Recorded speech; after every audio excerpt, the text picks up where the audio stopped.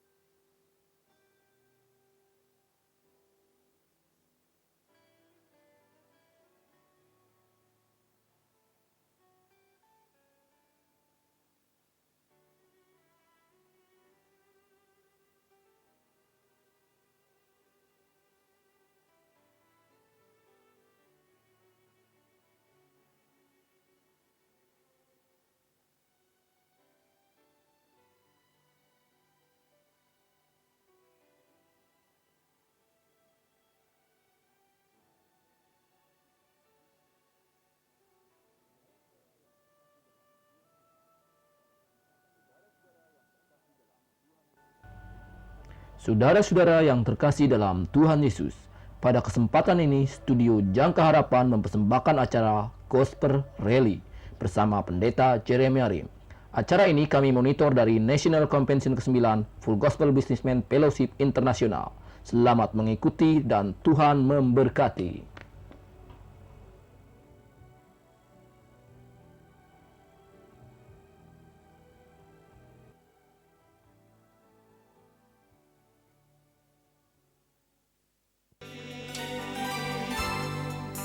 Roh Kudus, ku mengasihimu. Kau manis, kau lembut, kaulah penghiburku, penolongku, diutus Bapakku. Ku buka hati untuk Roh-Mu Tuhan. Ku buka hati menyembah-Mu Yesus. Jamahlah kami, penuhi kami dengan kuasa Allah Maha Tinggi. Roh Kudus, Kau hadir di sini. Roh Kudus, Kau hadir di sini. Roh Kudus, ku mengasihimu. Kau manis, kau lembut, kaulah penghiburku, penolongku, diutus Bapakku. Katakan Roh Kudus, Kau hadir di sini. Roh Kudus, Kau hadir di sini. Roh Kudus, ku mengasihimu. Kau manis, kau lembut, kaulah penghiburku, penolongku, diutus Bapakku. Angkat tangan kita, ku buka hati. Ku buka hati untuk Roh-Mu Tuhan. Ku buka hati menyembah-Mu Yesus. Jamahlah kami, penuhi kami dengan kuasa Allah Maha Tinggi. Ku buka hati menyembah Roh-Mu Tuhan. Ku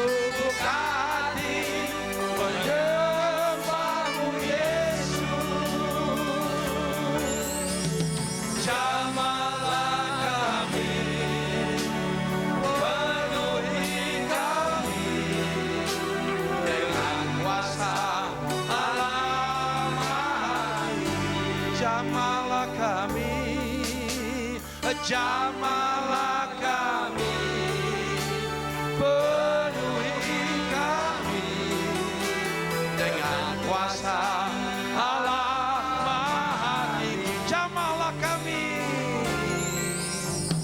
jamahlah kami, penuhi kami dengan kuasa Allah Maha Tinggi, dengan kuasa Allah Maha Tinggi, dengan kuasa Allah Maha Tinggi. Satu kali lagi, dengan kuasa Allah Maha Tinggi, dengan kuasa Allah Maha Tinggi.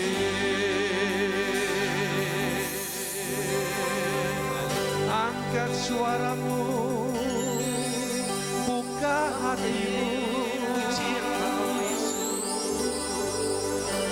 pasang telingamu, dengar suara roh yang berkata kepadamu, haleluya, haleluya. Dia hadir di tengah kita, ada berita baik daripadanya. Haleluya, terpujilah namamu Tuhan. Kami siap dengar firman-Mu, karena firman-Mu bagi kami adalah kehidupan. Oh haleluya, ada sesuatu yang baru, ada sesuatu yang khusus, ada sesuatu yang istimewa bagi kami, karena Engkau Allah yang mencukupi kami.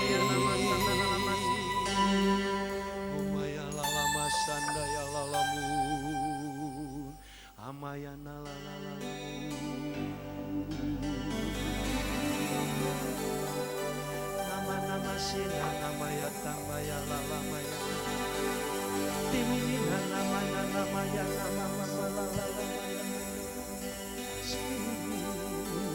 Berhembuslah Roh Kudus di tempat ini, berhembuslah Roh Kudus dengan kuasa-Mu, pulihkanlah gereja-Mu di akhir zaman, berhembuslah, berhembuslah sekarang, berhembuslah Roh Kudus di tempat ini, berhembuslah Roh Kudus dengan kuasa-Mu, pulihkanlah gereja-Mu di akhir zaman, berhembuslah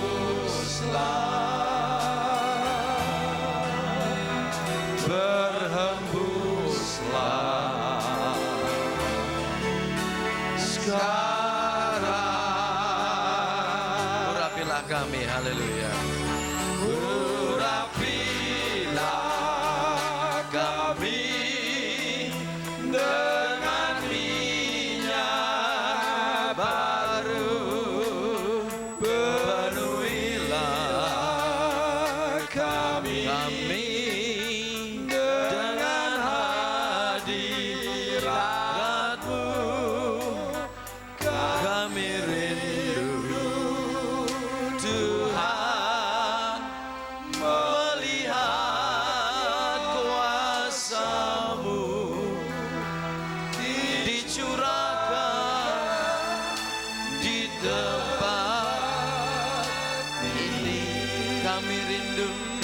rindu Tuhan.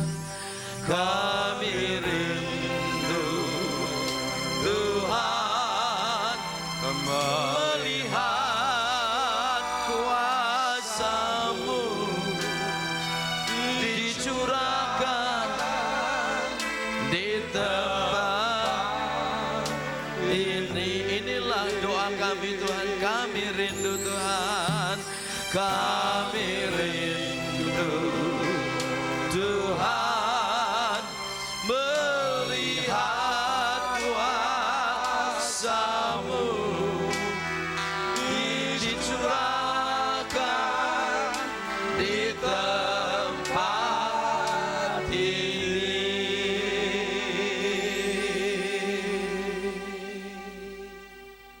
Praise you, Jesus.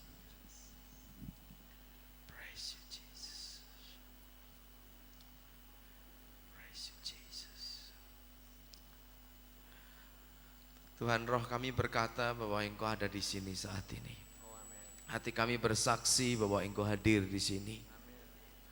Karena Engkau hadir, maka pertemuan kami menjadi punya arti yang besar.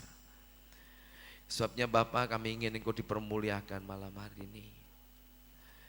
Yesus, kami undang Engkau untuk menjadi Tuhan atas kebaktian ini. Engkau yang diberitakan, Engkau yang disanjung, Engkau yang ditinggikan. Roh Kudus, kami menyadari keterbatasan kami. Tanpa Engkau kami tidak mampu. Bahkan mendengar, mengerti firman-Mu, kami sangat memerlukan karya-Mu dalam hidup kami. Engkau juga melihat keterbatasan hamba-Mu untuk menyampaikan kebenaran ini. Tolong minta pengurapan baru, supaya firman boleh sampai di setiap hati kami dengan jelas, dengan sederhana, dan dapat dimengerti. Bapa, datanglah kerajaan-Mu di tempat ini. Jadilah kehendak-Mu di tempat ini, seperti yang telah Engkau jadikan di surga. Terima kasih Bapa. Dalam nama Yesus kami berdoa. Amen. Silakan duduk saudaraku. Puji Tuhan. Saya sekali lagi berterima kasih kepada panitia Full Gospel yang telah berkenan mengundang saya untuk menyampaikan 2 malam dalam Gospel Rally ini. Kemarin saya sudah sedikit banyak berbicara tentang unity in Christ, kesatuan dalam Kristus. Dan saya tekankan bagaimana orang semakin mengejarnya, mengusahakannya untuk tercipta unity, tapi justru perpecahan, sakit hati makin banyak terjadi. Karena kita sedang melakukan sesuatu yang Tuhan tidak suruh, kita melakukan sesuatu yang Tuhan tidak perintahkan. Kita tidak pernah disuruh untuk menciptakan kesatuan, kita tidak pernah disuruh untuk membentuk persatuan. Kesatuan sudah ada, sudah selesai, sudah dikerjakan oleh Tuhan Yesus Kristus di atas kayu salib. Waktu dia mati, dia telah hancurkan tembok pemisah yang memisahkan atau perseteruan antara kita dengan Allah, kita dengan orang lain, bahkan dalam diri kita sendiri telah disatukan. Dan Tuhan hanya ingin kita memelihara. Dan kesalahan yang kedua ialah banyak kita orang Kristen menjadikan kesatuan itu tujuan akhir. Begitu kita jadikan kesatuan sebagai tujuan akhir, you miss the mark, you miss the point. If you make the unity become an end in itself, you miss the target. You end up in a lot of frictions and fragmentation. Kita berakhir kepada satu kehancuran, perpecahan. Most major works of God experience split in the past decade. Banyak pekerjaan-pekerjaan Tuhan, pelayanan besar pada 10 tahun terakhir ini mengalami perpecahan yang mengerikan. Why? Kenapa? Because we try to make the unity to become an end itself. Kita ingin jadikan kesatuan itu untuk menjadi tujuan akhir. When the Bible is telling us clearly, Alkitab menjelaskan jelas sekali dalam Yohanes pasal 17 dalam doa Yesus, bahwa kita bersatu, kita menjadi satu supaya dunia tahu, supaya dunia percaya. We have a unity so that the world may know, that the world may believe. Nah, itulah tujuan akhir. That is the end. That is the ultimate. Unity is not the ultimate. The ultimate is that the world may know. Dunia biar kenal, dunia biar tahu. Dan unity, kesatuan, as a means to achieve the ultimate goal of God. Kesatuan merupakan vehicle, merupakan sarana untuk mencapai tujuan ini. Saya sedikit rehearse bagi saudara yang tidak datang kemarin. But I encourage you to buy the cassette. Yesterday saya ingin saudara dorong untuk beli rekaman kemarin. Karena ini yang saya rasa Tuhan bukakan kepada saya pada beberapa tahun terakhir ini, melihat bahwa justru banyak orang sakit hati, pisah dengan teman, dengan keluarga, dengan family, dengan rekan, bukan di soal bisnis, tapi justru dalam pekerjaan Tuhan, justru dalam gereja, justru dalam pelayanan. Orang sakit hati sampai saling mengutuk, saling mengumpat, bukan justru di tempat orang dunia, tapi justru di dalam pekerjaan Tuhan. Dan something wrong with this, karena kita punya konsep yang salah selama ini.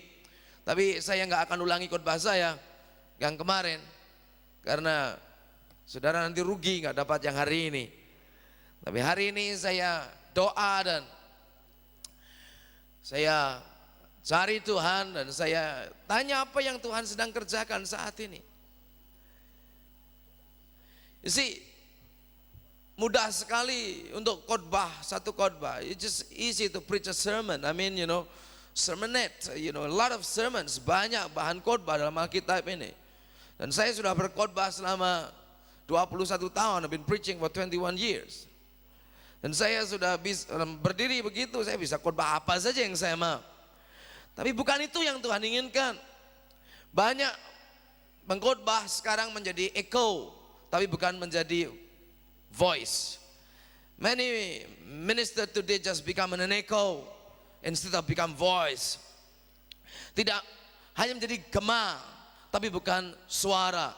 Dan saya percaya pada akhir zaman ini Allah ingin membangkitkan seperti Yohanes Membaptis, like John the Baptist. The Bible tells us about John the Baptist, it's a voice in the wilderness, not an echo. Yohanes Membaptis sebagai nabi yang mengantarkan perjanjian lama setelah 400 tahun masa kesunyian, the 400 silent years of the Lord. He break the silence with the voice. Dia pecahkan itu kesunyian dengan suara Yohanes Pembaptis yang mengatakan, repent for the kingdom of God is at hand.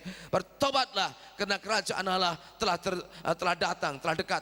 Dan dia mengantarkan, usher in the whole world into new era of grace. Dia mengantarkan seluruh dunia masuk dalam satu era baru, era kasih karunia, menyiapkan kedatangan Yesus Kristus yang pertama kali untuk mati di salib. Dan saya percaya pada akhir zaman ini Tuhan ingin bangkitkan John the Baptist, orang-orang yang punya pelayanan seperti John the Baptist, not just an echo, bukannya sebuah gema, tapi voice, ada suara yang langsung daripada Tuhan. Amin. Sehingga tidak terjadi beonisasi. Sudah tahu beonisasi, saudaraku? Membeo. Ya. Orang ngomong ini diulangi, all this old cliche that's been repeated over and over again. But I believe the world need to hear the fresh word of God, the voice of the living God. Dunia membutuhkan suara yang daripada Allah itu. Dan saya tidak mau klaim bahwa inilah satu-satunya suara, tapi saya hanya mau berkata, saya mau taat kepada Tuhan, apa yang Dia ingin sampaikan kepada kita pada malam hari ini. Saya berulang-ulang katakan ini, inilah bedanya antara prophet. This is the difference between prophet and entertainer. Ada bedanya antara nabi dan penghibur. Kalau penghibur dia datang ke publik, datang ke massa dan feeling, apa itu, cari tahu kira-kira seleranya apa, yang lagi in apa, yang lagi tren apa. terus dia masuk untuk memenuhi selera masa supaya nggak dianggap out of date, ketinggalan zaman. Dia bicara hal-hal yang lagi in atau mengetengahkan hal-hal yang lagi tren. Itu entertainer. Tapi prophet, nabi lain. Dia enggak pergi ke masa, audience untuk feeling, cari berita apa yang lagi in. Dalam Yeremia pasal yang ke-23, seorang nabi harus berdiri di dewan musyawarah Allah. As a prophet in the book of Jeremiah 23, he must stand in the council of God. You know, God has a council. Tuhan tuh punya DPR, MPR, saudaraku. Nabi harus berdiri di sana untuk dengar dari Allah apa yang dia katakan. Inilah bedanya antara voice dan echo, suara dan echo. Inilah bedanya antara suara dan gema. This is the difference between voice and echo. Echo, you got it from the people as you try to feel around what is the in thing now. But when you come to a voice, you come to the throne of God in the council of the divine and heard the voice of God. Untungnya nama majalahnya Full Gospel juga voice. Nilai tambah tersendiri, saudaraku. Boleh tepuk tangan untuk Full Gospel nih. Kalau echo mungkin langsung lapor ke Costa Mesa, ganti cepat-cepat. Voice. Nah, untuk itu saya ingin sudah membuka bersama saya dalam Kisah Rasul pasal yang ketiga. Ayat yang ke-19 mulai.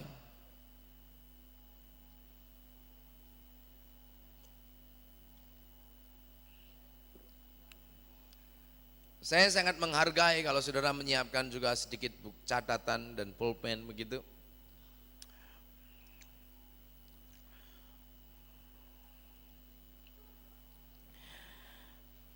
Kisah Rasul pasal yang ketiga ayat yang ke-19 dikatakan oleh firman Tuhan demikian sampai dengan ayat yang ke-21. Karena itu sadarlah dan bertobatlah supaya dosamu dihapuskan, agar Tuhan mendatangkan waktu kelegaan, time of refreshment, yang dari semula dan mengutus Yesus yang dari semula diuntukkan bagimu sebagai Kristus. Kristus itu harus tinggal di surga sampai waktu pemulihan segala sesuatu, seperti yang difirmankan Allah dengan perantaraan nabi-nabinya yang kudus di zaman dahulu. Yang saya ingin saudara perhatikan ayat 21 bagian yang pertama. Kalau kita boleh baca bersama-sama dengan suara yang keras dan tegas. 1, 2, 3. Kristus itu harus tinggal di surga sampai pemulihan segala sesuatu. Sekali lagi, Kristus itu harus tinggal di surga sampai waktu pemulihan segala sesuatu. Christ will remain in heaven until the restoration of all things. Akhir-akhir ini banyak sekali khotbah tentang akhir zaman.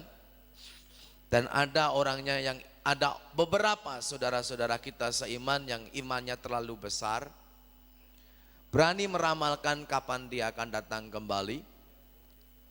Meskipun sudah berulang-ulang diramalkan sejak tahun 1870-an sekian, dan selalu meleset, tapi sampai sekarang ini pun masih banyak orang nekat meramalkan tanggal, bulan, dan tahunnya Tuhan Yesus Kristus. Sometimes we Christian never learn from history. Kadang-kadang kita orang Kristen tidak pernah belajar dari sejarah.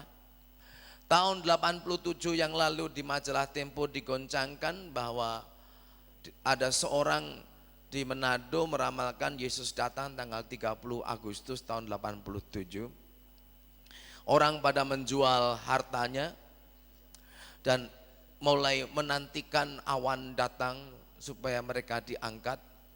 Awan pun datang, hujan pun turun, dan dia tidak terangkat. Tanggal 1 September datang, dan tidak sesuatu terjadi. Tahun 88 ada buku yang menggoncangkan Amerika, ditulis oleh seorang yang bernama Wiseman, how do you pronounce that guy? Wiseman. Dia menulis buku The 88 Reason Why Jesus Should Come on the 12 to the 14 of October 1988 kalau tidak salah. 88 alasan kenapa Yesus harus datang tanggal 12 sampai 14 Oktober tahun 1988. Sampai larisnya buku itu jutaan terjual. Dia kaya mendadak tentunya. Dia langsung diinterview di televisi, kasih speech atau pidato di mana-mana, memberikan argumentasinya kenapa Yesus datang tahun 88. Bulan September datang, semua mulai bersiap-siap. Oktober tanggal 1 datang, hati pun berdebar-debar. Menjelang tanggal 10 semua hutang dibayar, istri kedua dicerai. Tanggal 11, 12, 13 tidak ada apa-apa. 14 tidak terjadi apa-apa. Bulan Oktober berlalu dan Yesus tidak datang kembali sampai memasuki tahun 89. Tapi dasar orang nekat, dia nulis lagi buku, telah diselidiki memang dalam pertahunan Romawi dan Yunani ada selisih setahun, Ibrani ada selisih setahun. Akhirnya direvisi bukunya, 89 alasan kenapa Yesus akan datang bulan Oktober tahun 89. Laris lagi bukunya, saudaraku. Orang Christian are dumb, you know. Christian are so gullible. Orang Kristen tuh terlalu mudah percaya dan sedikit orangnya baik-baik. Memang orang Kristen tuh baik-baik, cinta Tuhan, bego, saudaraku. Diombang-ambingkan oleh angin pengajaran. Dan sekarang yang lagi panas ini si Korea itu ngomong tanggal 29 Oktober Yesus akan datang kembali. Bikin advertisement di USA Today, majalah di Amerika, bikin di mana-mana, dan kita di Indonesia pun juga kena dampaknya. Seminar akhir zaman menggebu-gebu di mana-mana. Orang mulai ngitungi tanggal. Tukang ramal makin laris. Dan kemarin dia masuk di Kompas, ditangkap oleh orang Korea itu karena dia yang meramalkan tanggal 29 Oktober orang Yesus akan datang, ternyata rekening banknya sampai tahun 95. Dan dia memanipulasi banyak orang sehingga mengeruk banyak jutaan dolar masuk ke rekening banknya. Sekarang kena urusan polisi. Saudaraku, masih banyak lagi contoh-contoh yang aneh-aneh dan nanti akan muncul lagi yang lebih aneh-aneh lagi. Makanya jadi orang Kristen jangan cari yang aneh-aneh, nanti sudah jadi aneh benar, saudaraku. To become peculiar people does not mean we have to be weird. Memang Alkitab mengatakan kita menjadi apa itu, bahasa Inggrisnya 1 Petrus 2 ayat 9 itu dikatakan peculiar, apa itu, harta kepunyaan Allah itu artinya berbeda. Kita memang harus berbeda tapi tidak harus aneh, saudaraku. Orang Kristen perlu berbeda, orang yang percaya Yesus berbeda dengan orang yang tidak kenal Tuhan. Tapi tidak perlu yang aneh-aneh begitu. Dan kalau kita cuma tergiur kepada hal yang aneh-aneh, waduh, anginnya makin santer dan banyak orang akan diombang-ambingkan. Tapi Alkitab di sini jelas sekali mengatakan Kristus harus tinggal di surga sampai waktu pemulihan segala sesuatu. Christ will remain in heaven until the restoration. Sampai terjadi pemulihan. Nah, ini yang saya ingin bicara tentang pemulihan. This is that I'm talking about, pemulihan. Karena saya percaya inilah yang Tuhan sedang kerjakan pada saat ini. yaitu pemulihan. Tuhan sedang mengadakan restorasi, Tuhan sedang mengadakan pemulihan. Banyak orang kalau berbicara tentang akhir zaman boleh saja, tapi konsentrasinya terlalu banyak tentang apa yang iblis kerjakan. 66 dihitungi semuanya namanya orang, dari Henry Kissinger sampai kepada Paus, sampai kepada Saddam Hussein, Gaddafi, Basuro.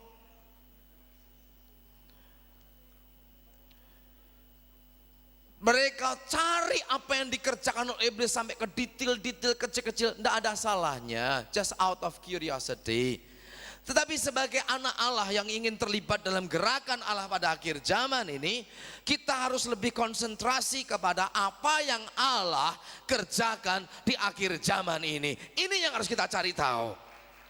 Amin saudaraku. Bukan yang iblis kerjakan. Kalau saudara pun tahu toh tidak akan terlibat dan tidak mau terlibat. Tapi kalau saudara tahu apa yang Allah sedang kerjakan, kita akan ceburkan diri kita seluruhnya bersama-sama dan bekerja sama dengan Allah kita. Amin saudara.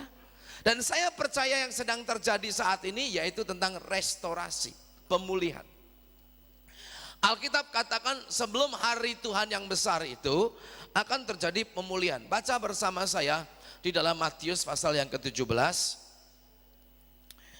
Matthew chapter 17, Jesus was referring to this ministry of restoration. Dikatakan demikian. Waktu Yesus naik ke atas gunung dan di situ dia dipermuliakan. Dan pada waktu Yesus dipermuliakan bercahaya, turunlah Musa dan Elia. Muridnya ketakutan dan terjadi dialog di atas gunung. Ayat 9 dikatakan pada waktu mereka turun dari gunung, Yesus berpesan supaya tidak ceritakan penglihatan itu. Ayat 10 lalu murid-murid itu bertanya kepadanya, kalau demikian mengapa ahli-ahli Taurat berkata bahwa Elia harus datang dahulu? Ayat 11 jawab Yesus, memang Elia akan datang dan memulihkan apa saudaraku? Segala sesuatu. Dan aku berkata kepadamu, Elia sudah datang tetapi orang tidak mengenal dia dan perlakukannya menurut kehendak mereka sendiri. Demikian juga anak manusia akan menderita oleh mereka. Pada waktu itu mengertilah murid-murid Yesus bahwa ia berbicara tentang, semua katakan, Yohanes Pembaptis. Seperti sebelum Yesus datang ke pertama kali, maka ada utusan yang diutus Allah menyediakan jalan bagi Tuhan, yaitu Yohanes Pembaptis yang melayani dalam kuasa dan visi Elia. Saya percaya pada akhir zaman ini Tuhan juga akan membangkitkan pelayanan. Mungkin tidak seorang yang mengeklaim dirinya sebagai Yohanes Pembaptis atau Elia, seperti beberapa tahun yang lalu ada seorang yang klaim dirinya sebagai Elia akhir zaman, yaitu William Branham. Tapi sebenarnya bukan seorang, tetapi ini adalah satu pelayanan, a ministry of Elijah which bring the restoration, yang membawa pembaharuan, pemulihan pada akhir zaman ini menjelang kedatangan Yesus yang kedua kali. Lukas pasal yang pertama juga diterangkan sebelum Yohanes lahir, dituliskan tentang apa yang terjadi menjelang Yesus Kristus datang yang pertama kali. Dikatakan demikian oleh firman Tuhan, Lukas pasal yang pertama, Lukas pasal yang ke-1,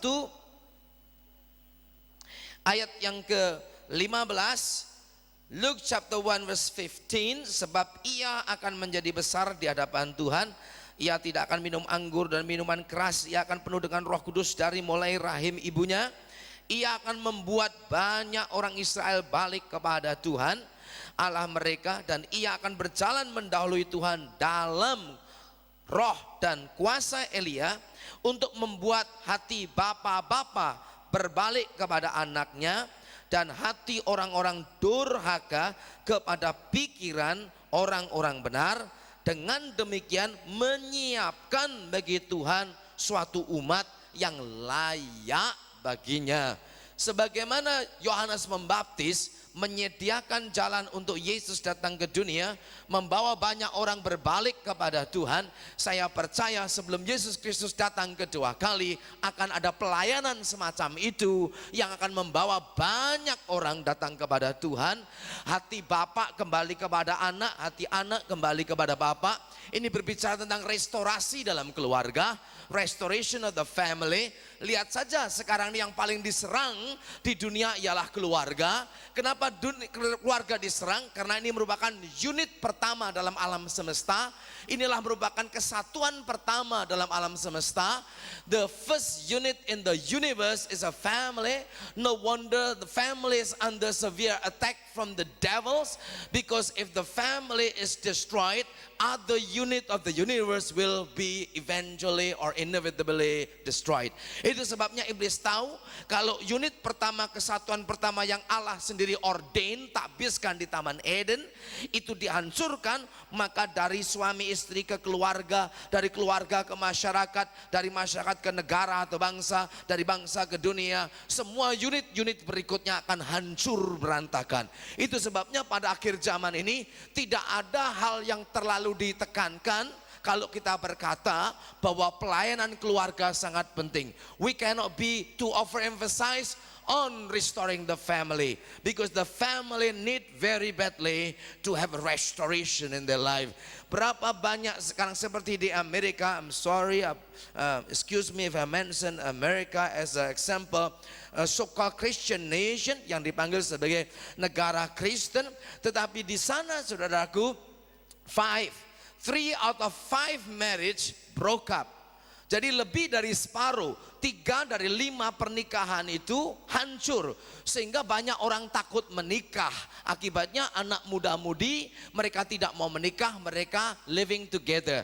Many young people are afraid to marry, that's why they just live together. When we ask them why you're not married, they said why should we marry when we have to divorce? Buat apa kawin kalau harus pisah lagi? Akhirnya mereka ingin convenient, ingin mudah, dan mereka hanya tinggal bersama. Inilah tren zaman ini. Di tengah-tengah demikian ini Tuhan memanggil gerejanya untuk membawa pelayanan restorasi, pemulihan di tengah-tengah dunia ini.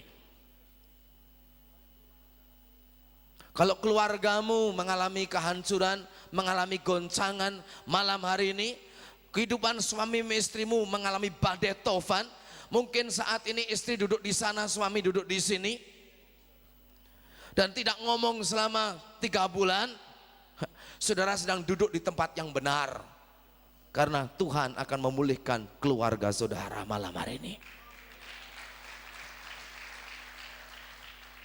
Inilah zaman itu saudara-saudaraku. Inilah zaman di mana pemulihan terjadi. Itu sebabnya terjadi debat besar baru-baru ini pada waktu Dan Quayle, wakil presidennya Amerika, menyerang Murphy Brown, televisi series yang menceritakan seorang ibu karir punya anak di luar nikah, dianggap sebagai tokoh yang luar biasa. Dia menyerang di televisi itu. Kenapa justru orang demikian diagungkan, ditokohkan? Mana itu traditional value, nilai-nilai tradisional di mana keluarga itu ayah dan ibu dengan anak yang sah. Sekarang ibu kerja mati-matian, anak lahir di luar nikah ditinggi-tinggikan, dan Dan Quayle ngalami serangan habis-habisan dari mass media, dari koran, dari televisi di Amerika saat ini. Lihat ini peperangan rohani. It's not just preference, there's a spiritual warfare going on today. Ada peperangan rohani yang dahsyat saat ini di mana keluarga-keluarga dihancur leburkan oleh setan. Lihat itu. Ngeri ngelihatnya. Satu kali istri saya renang di kolam renang di sekolah Alkitabnya dia di Dallas, di Christ for the Nation. Dan waktu dia renang, dia lihat ada beberapa anak kecil yang juga renang dan ngomong-ngomong. And my wife overheard, tanpa sadari dia kedengar, the children were talking. Dia cerita-cerita, kamu tinggal sama siapa? Oh, with mommy. Daddymu kemana? Sudah nggak ada. Yang lain tinggal. Ada satu anak bilang, kamu tinggal dengan siapa? Dengan mami sama daddy, sama papa sama mama. Diolok-olok oleh teman kecilnya yang lain. Dibilang, ini anak lucu, dia masih punya papa mamanya. This guy is funny, he still have his both parent. Because most of those kids were raised by single parent. Kebanyakan dari mereka ini sudah oleh seorang saja dari orang tuanya. Kalau nggak ibunya, bapaknya. Dan sekarang definisi dari keluarga pun jadi kabur. Even the definition of the family is blurred nowadays.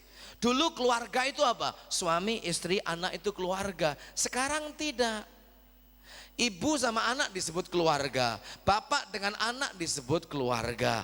Soalnya yang homo juga tinggal sama-sama disebut keluarga. Ada negara-negara yang mengesahkan perkawinan antara laki dengan laki. Ada yang keluarga lesbian bisa adopsi anak sekarang yang kawin diiyahkan. Itu pun disebut keluarga.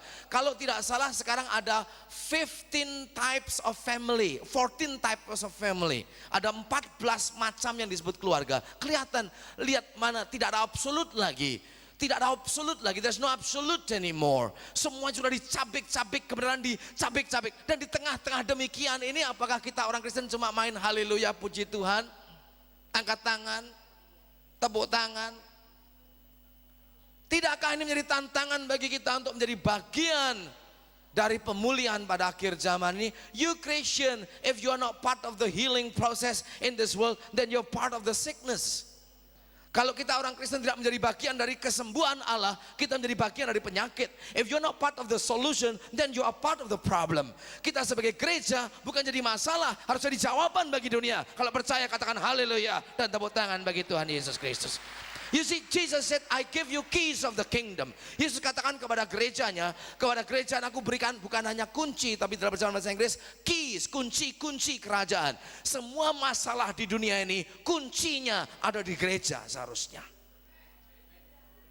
Every solution of problem in this world, the keys has been given to the church.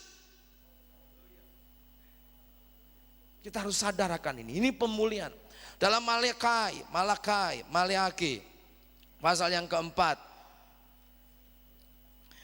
Sebetulnya bukan Maleakhi, yang benar adalah Malakai, karena dari kata-kata malak dalam bahasa Ibraninya yang artinya messenger, utusan. And Malakai was not even a name of person. Ini Malaki bukan namanya nabi, itu bukan nama, itu nabinya sendiri tidak mau disebut namanya. Maka ditulis Malakai yang artinya seorang utusan. He was just saying a messenger. He doesn't even mention his name. Tapi dia adalah nabi yang terakhir dalam perjanjian lama. Sebelum terjadi 400 tahun Tuhan diam, tidak bicara kepada manusia, nabi manapun. Baru Yohanes Pembaptis tampil and broke the silence. Sebelum Allah diam selama 400 tahun. During this interval, before the interval, what did God say through this last prophet of the Old Testament? Apa yang Allah katakan melalui nabi terakhir dalam perjanjian lama ini? Lihat bersama saya. Sudah bisa ngikuti apa yang saya katakan? Amin. Bisa ngikuti apa yang saya katakan? Amin.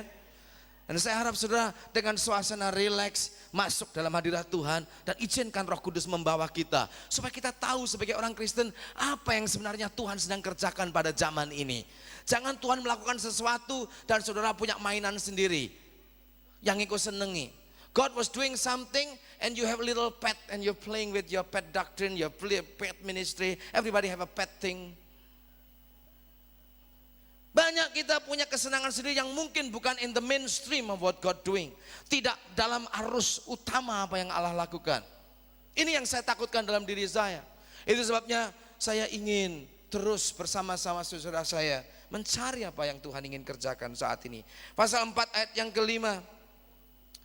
Chapter 4 verse 5. The book of Malachi. Dikatakan demikian, sesungguhnya aku akan mengutus nabi, semua katakan, Elia kepadamu menjelang datangnya hari Tuhan yang besar dan dahsyat itu. Before Jesus comes again, before the day of the Lord, Elijah, God sent, Tuhan kirimkan. Untuk apa? Maka ia akan membuat hati bapak-bapak berbalik kepada anak-anaknya dan hati anak-anak kepada bapak-bapaknya, supaya jangan aku datang memukul bumi sehingga apa saudaraku? Musnah. Hanya ini yang bisa terjadi. Supaya Tuhan tidak memusnahkan bumi, Tuhan harus utus pelayanan Elia yang membawa pemulihan, restoration. Saya juga pernah mendengar pelajaran restorasi atau pemulihan ini dibawa terlalu jauh. Some people even preach this word of message of restoration and got carried away too far. And they said even devil can be restored. Ada yang mengatakan iblis pun bisa dipulihkan. That is a bunch of hui. Itu omong kosong, nggak ada artinya apa-apa. Bukan, yang dipulihkan bukan itu. Apa yang sedang Tuhan pulihkan? What is God restoring today? Apa yang Tuhan sedang pulihkan saat ini? Saudara catat bersama saya. 1. Dunia Tuhan pulihkan.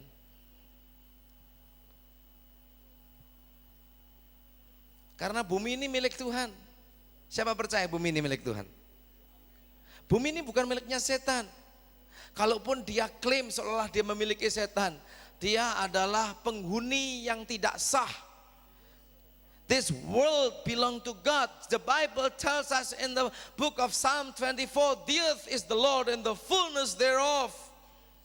Bumi ini milik Tuhan dan segala isinya.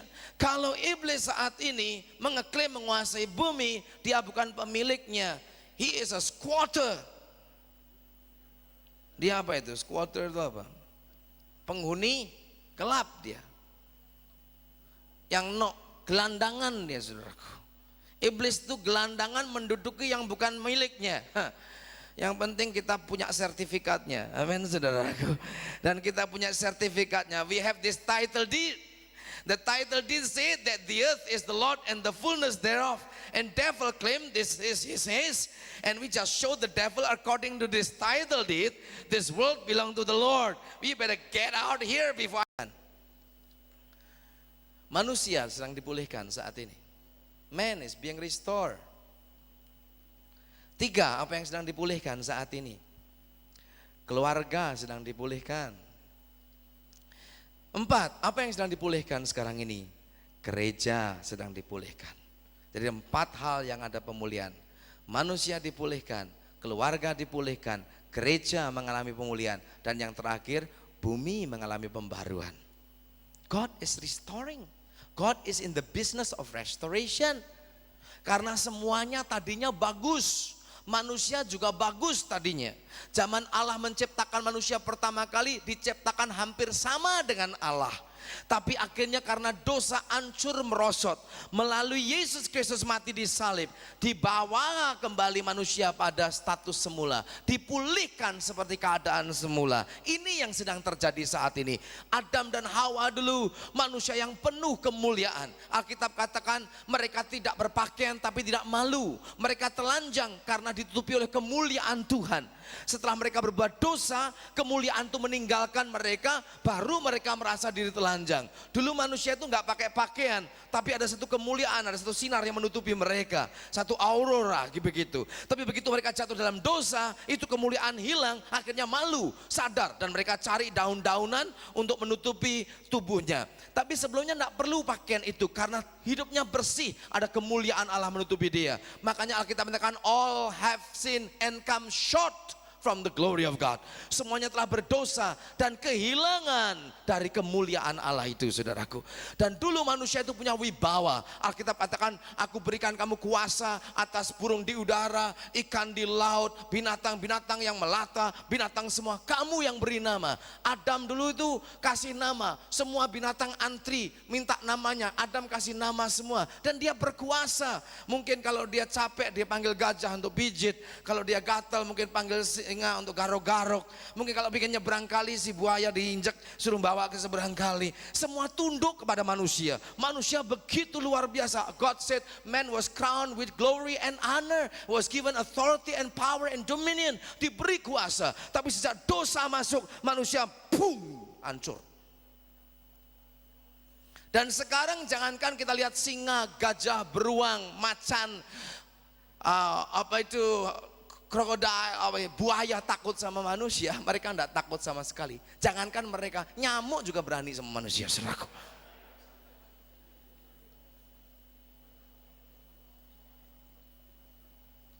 Itu sebabnya betapa merosotnya manusia ini. Dari yang sama dengan Allah, merosot sekali. Bahkan permisi ya,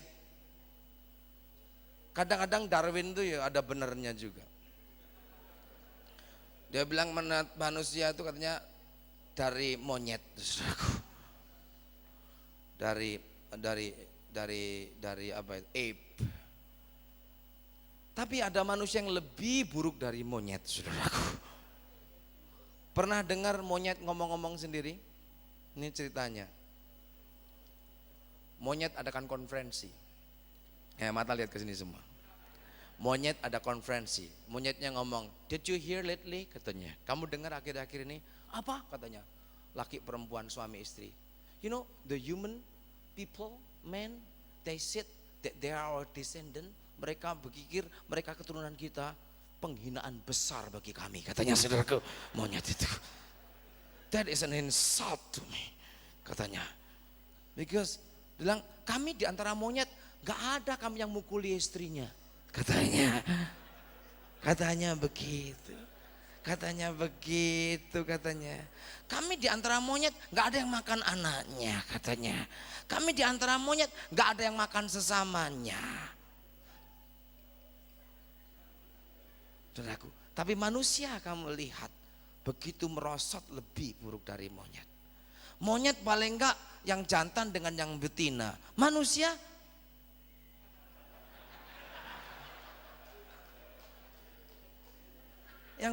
bagaimana? Ini berapa merosotnya. Makanya perlu pemulihan pada saat ini. Amin. Amin. Lihat aja di Hotel Borobudur tuh di lobinya. Malam-malam laki sama laki gandengan mesra begini. Ini perut jadi sakit rasanya mau. Saudaraku, bejatnya manusia saat ini.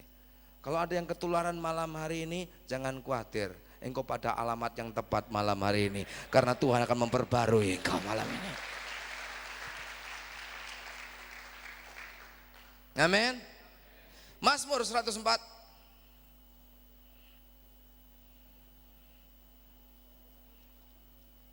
Bagaimana Allah memperbarui? Bagaimana dengan apa Allah memperbarui semuanya ini? Ayat yang ke 29 dan 30 dikatakan demikian oleh firman Tuhan. Mazmur 104 ayat 29 30. "Apabila engkau menyembunyikan wajahmu, mereka terkejut. Apabila engkau mengambil roh mereka, mereka mati binasa dan kembali menjadi debu." Ayat 30 baca bersama saya, 1, 2, 3. "Apabila engkau mengirim rohmu, mereka tercipta dan engkau membaharui muka bumi." Kalau Roh Kudus dikirimkan akan terjadi pembaharuan. Siapa yang akan memperbarui, saudaraku? Roh Kudus. The Holy Spirit will bring restoration, will bring renewal. That's why now we see the Spirit of God is being poured out in mighty way. Kita lihat bagaimana Roh Kudus dicurahkan. Tujuannya apa? Untuk mengalami pembaharuan dalam diri manusia itu. Hei, istri-istri yang engkau mencoba merubah suamimu, ada berita buruk bagi engkau. Engkau tidak akan berhasil, engkau gagal. Hai suami-suami yang ingin merubah istrimu, ingin jadikan dia baik, saya ada berita buruk bagi engkau. Engkau akan gagal dan tidak bisa. Tapi saya ada berita baik bagi saudara berdua. Kalau engkau izinkan Roh Kudus merubah suami atau istrimu, maka dia sanggup memperbarui baik suami dan istri. Jangan, istri-istri jangan pulang dari convention itu, begitu pulang langsung ngotbahi suamimu habis-habisan. Hari pertama sampai hari ketiga catatannya dibuka. Menurut gini, Don Ostrom bilang begini, David Payne bilang begini, Jeremy Ari ngomong begini, suaminya nggak bisa bertaubat malahan, saudaraku. Izinkan Roh Kudus bekerja, izinkan Roh Allah memperbaharui. Amin, saudaraku. Dan memang Tuhan tuh sayang, ini bumi yang diperbaharui. Dan juga 102 ayat yang ke 17, Tuhan bicara tentang gerejanya ini sekarang.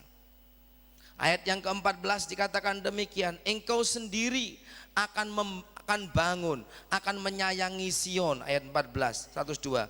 Sebab sudah waktunya untuk mengasihaninya, sudah tiba saatnya. Sebab hamba-hambamu sayang kepada batu-batunya dan merasa kasihan akan debunya. Ini gereja ya juga dipulihkan. This is talking about Zion, and Zion is talking about a church that is being restored. Ini Sion bicara tentang gereja yang sedang mengalami pemulihan, sehingga gereja tidak menjadi gereja yang invalid, gereja yang impoten, gereja yang tidak punya kuasa, gereja yang gak ada wibawa, gereja yang gak ada mujizat, gereja yang gak ada kemuliaan, gereja yang gak ada hadirat Tuhan. Orang datang sakit pulang opname, orang datang lemah pulang loyo, orang datang susah pulang sumpek. Saudaraku, tidak demikian, tapi gereja yang vigorious, yang penuh kuasa, penuh wibawa. Orang datang sakit pulang sembuh, orang datang susah pulang bersukacita, orang datang frustrasi pulang penuh harapan, orang datang lemah pulang dikuatkan. Inilah gereja yang dipulihkan Tuhan pada akhir zaman ini. Amin. Ini yang saya percaya sedang terjadi saat ini. Kebaktian-kebaktian ada urapan Allah, kebaktian-kebaktian ada hadirat Tuhan. Tuhan sedang memulihkan. Sudah waktunya Tuhan membangun kembali Sion, gereja yang runtuh sejak paling sedikit 16 abad mengalami kehancuran gereja ini. Tuhan memulihkan saat ini, memulihkan keadaan gerejanya. Dulu kita masuk kebaktian 1 jam, nyanyi 7 menit, khotbah 10 menit, pengumuman setengah jam, saudaraku. Dan kita datang ke gereja pun 1 jam pun yang 40 menit kita tidur di dalamnya, saudaraku.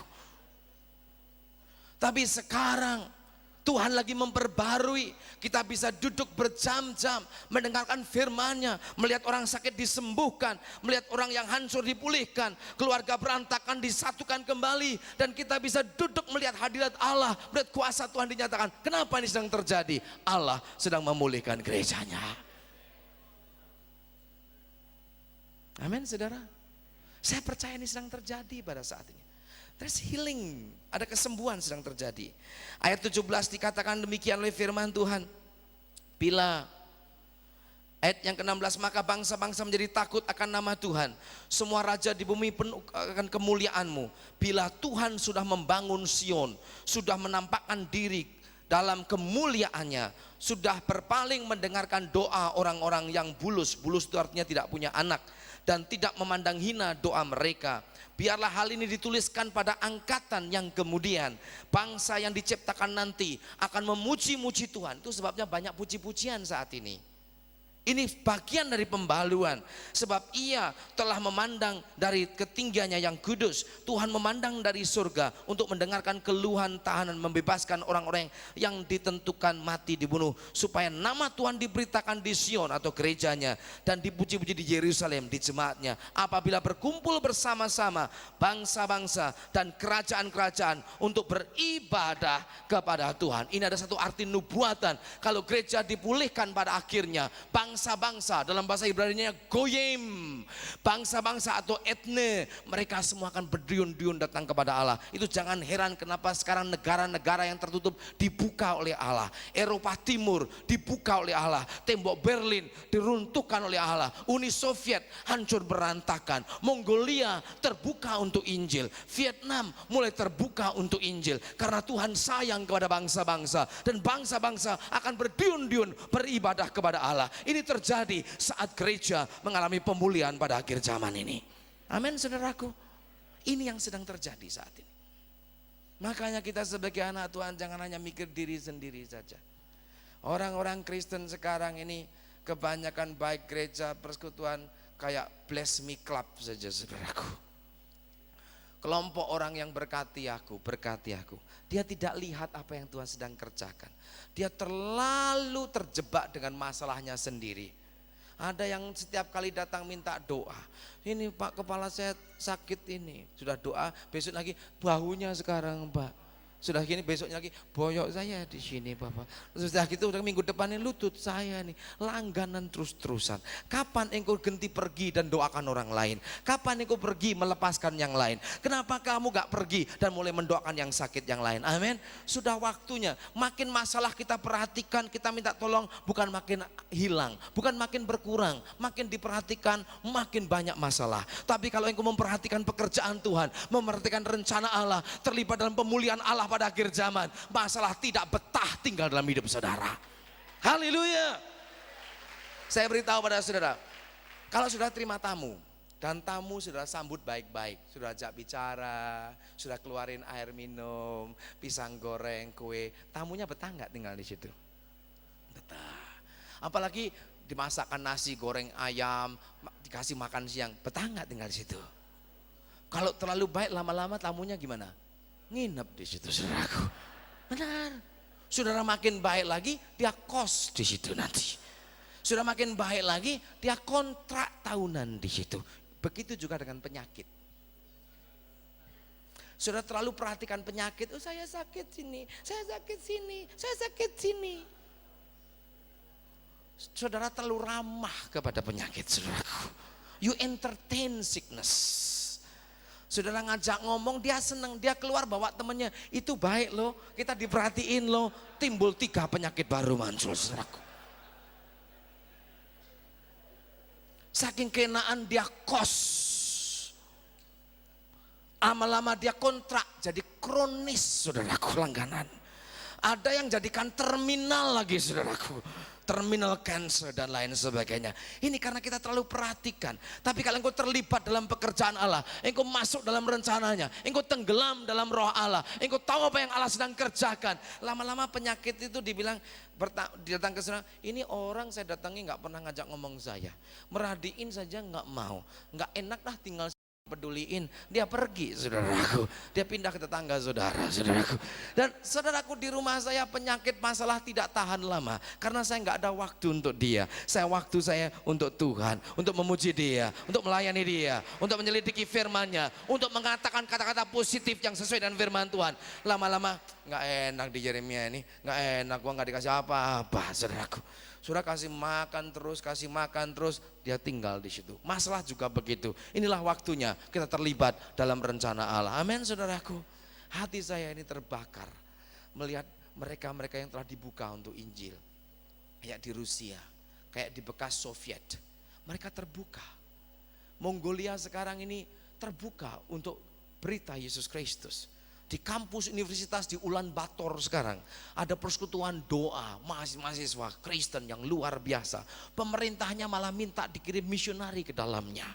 Saudaraku, Allah sedang membuka pintu-pintu saat ini. Tapi saya tidak tahu kapan pintu ini terus terbuka saudaraku. Gereja harus siap saudaraku. Kita harus mengerti apa yang Allah sedang kerjakan saat ini. Amin. Amin.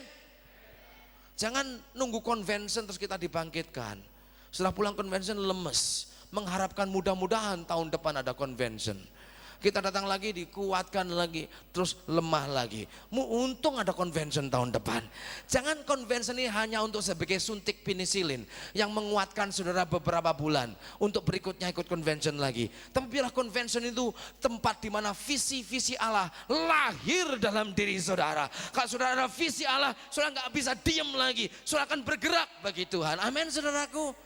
Ini yang Tuhan inginkan. Kadang-kadang saya tuh ketawa dengar orang saksi itu. Banyak orang saksi itu bagus-bagus, tapi juga banyak yang enggak alkitabiah. Secara teologis miring sekali. Tapi yang malam ini kesaksiannya bagus-bagus sekali. Betul, saya dengerin dari sebelah waktu doa, saya bilang bagus sekali. Kesaksiannya praktikal, perubahan hidup, keluarga, didik anak-anak, itulah kehidupan Kristen. Bagus sekali. Terima kasih buat kesaksian tadi. Ya. Sekarang kita bisa ngalami yang aneh-aneh, tapi kalau hidup kita nggak diubahkan sama sekali, apa gunanya itu? Kalau Kristus nggak nyata dalam hidup kita, apa gunanya itu? Kalau kita nggak makin rendah hati di depan Allah, apa gunanya itu? Saya kadang-kadang dengar orang begini, puji Tuhan saudaraku, sejak saya terima Roh Kudus dan dipenuhi Roh Kudus, saya ngalami tenang dan damai. Saya pikir, aneh ini. kok enggak saya? Sejak saya dipenuhi Roh Kudus, saya nggak bisa tenang, saudaraku. Ini gelisah terus ini mau jalan terus ini mau nginjil terus ini mau ngusir setan terus ini mau melayani Tuhan terus ini mau bergerak terus. Since I was baptized and filled with the Holy Spirit, I become so restless. Kalau saudara penuh dengan Roh Kudus sungguh-sungguh, saudara nggak bisa duduk memanasi bangku gereja terus, saudaraku. Nggak bisa tenang. Yesaya 62 dikatakan, oleh karena Sion aku tidak bisa diam, oleh karena Yerusalem aku tidak bisa tinggal tenang. Itu karena Roh Tuhan bekerja. Because of Zion's sake, I'm not quiet, I cannot hold peace. Tak bisa diam. There's a divine discontentment, there's a divine restlessness. Ada ketidakpuasan ilahi di sini, ada kegelisahan ilahi di sini, karena dia ingin berbuat sesuatu. Sudah tahu nggak? Roh Kudus kuasa itu dunamos, jadi dinamik, jadi dinamit, saudaraku. Yeremia mengatakan, kalau aku diam tidak memberitakan firman-Mu, maka firman-Mu di dalam diriku seperti api yang membakar, mau meledak di tulang-tulangku, sampai aku nggak tahan. Harus aku sampaikan, katakan Nabi Yeremia. Yeremia sekarang juga begitu. Amin, saudaraku. Haleluya. Kalau saudara katakan, sejak aku dipenuhi Roh Kudus aku jadi tenang, damai, jangan-jangan roh ngantuk yang masuk ini, saudaraku. Amin. Amin. Amin. Beritahu sebelahmu, aku penuh Roh Kudus. Beritahu sebelahmu, aku penuh Roh Kudus. Come on, tell them. I cannot stay quiet. I cannot stay quiet. Aku nggak bisa diam, bilang gitu. Haleluya. Aku ingin seluruh dunia mendengar Injil, katakan. I want the whole world to hear the gospel. Come on, tell everybody. Tell somebody. I want the whole world to hear the gospel. Beritahu sebelahmu. Ini orang yang penuh Roh Kudus. Masa orang penuh api kok tenang? Itu api apa itu, saudaraku? Saudara lagi kepenuhan api di dalammu itu. That fire cannot afford to keep you quiet. Ini pengertian-pengertian yang keliru. Kekristenan menjadi agama yang convenience. We make Christianity as convenient religion. Because we have convenience store nearby. Orang kan suka convenient. It's not convenient. It's a fighting. Banyak orang Kristen terlalu lama tinggal di comfort zone. Zona aman, zona damai. Jangan pernah bikin never have any ceasefire with the devil. Jangan pernah ada gencatan senjata dengan iblis. Amin. Jangan pernah ada negotiation dengan dia. No peace talk with you. Sorry about that. Amin. Gak ada pembicaraan damai dengan kamu, setan. As long as I live, if you do not give me trouble, I'll give you one, katanya saudaraku. Kalau kamu yang gak ganggu saya, gua yang ganggu kamu. Jangan pernah ada damai. Don't ever make any demarcation zone. Jangan pernah ada daerah demarkasi. Jangan. Terus bikin front line terus. Kalau dia diam di sana, bikin front line di sebelah sana, saudaraku. Terus kemenangan orang Kristen waktu perang, kekalahan orang Kristen waktu santai. Ingat, Daud perang menang terus. Daud adalah pahlawan perang yang tidak pernah kalah.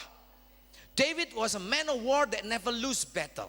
Every time he went out to battle, he always win. David.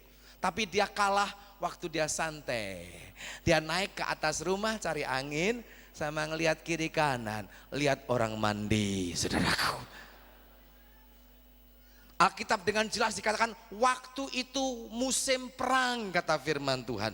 Dan dia utus panglimanya perang ke garis pertahanan, tapi dia naik ke atap, pakai celana kolor, kaos singlet, dan cari angin. Masuk angin benar, saudaraku. Dia lihat Siba-Siba dan jatuh dalam dosa dan hancur berantakan. Bukan di saat perang, tapi justru di saat santai. Orang Kristen mau menang harus bikin peperangan dengan setan dan iblis. Amin. Harus melayani, harus ngusir setan, harus doakan orang sakit, harus beritakan Injil, harus mengikat roh-roh gelap. Disitulah kemenangan akan terjadi di dalam kehidupan kita semuanya. Wow, glory, haleluya. Tepuk tangan bagi Tuhan Yesus yang meriah sekali. Inilah zaman pemulihan untuk gereja Tuhan akhir zaman ini. Come on, stop playing religion. Stop playing good meeting. Stop playing just little gift and little gift. Saudaraku, ini saatnya use your whole armor of God and go to the battle.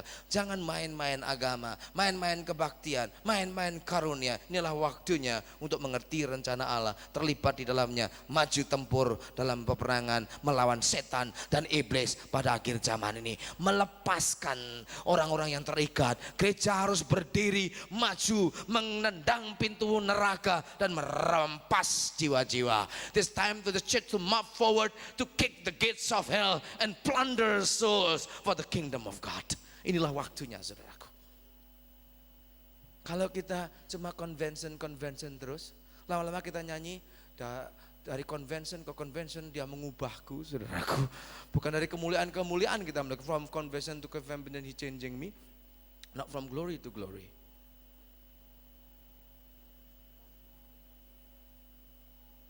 Saudaraku, convention ini akan tidak ada artinya kalau visi Allah pada zaman ini tidak lahir dalam hati saudara. Tapi saya percaya selama 3 hari ini visi Allah telah dilahirkan di dalam hati saudara. Engkau pulang menjadi orang yang sudah diubahkan Tuhan semuanya. Amin. Selanjutnya pasal juga di dalam saya kira kitab yang paling bagus tentang restorasi adalah kitab Yoel. Itu kitab yang sangat bagus tentang restorasi. When you talk about restoration, I think the book of Joel was the best one. Diceritakan dalam kitab Joel, di mana waktu itu umat Tuhan mengalami penderitaan yang sangat mengerikan. Mereka habis-habisan, hama memakan semua, belalang datang, ada bermacam-macam belalang. Belalang pelompat, belalang pengerip, belalang pemusnah, belalang ini. Dan mereka makan habis-habisan.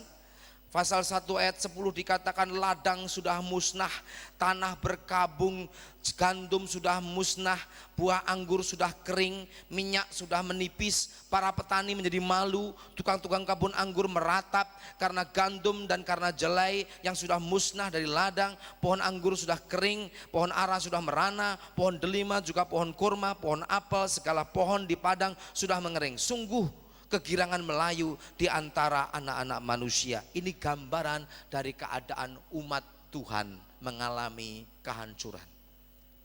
Dengar baik-baik. Sejak abad keempat, tepatnya pada tahun 313, waktu Konstantin diangkat menjadi kaisar Romawi dan kekristenan dijadikan agama negara. Dan saat itu setiap orang yang tidak jadi Kristen akan dianiaya dan tidak boleh jadi warga negara Romawi. Akibatnya banyak orang terpaksa jadi Kristen bukan karena pertobatan, dan disitulah permulaan Kristen KTP dimulai. Karena pada waktu itu sebelumnya, waktu zamannya Nero jadi kaisar, yang Kristen dianiaya, dimasukkan lubang singa, diadu dengan singa, dibakar hidup-hidup. Begitu Konstantin perang dan dia lihat cahaya salib dan dia menang, akhirnya dia simpatisan dengan kekristenan. Diangkatlah kekristenan jadi agama negara, sehingga orang-orang dipaksa jadi Kristen tanpa melalui pintu pertobatan. Itu sebabnya mereka banyak yang kekafiran masuk ke dalam gereja.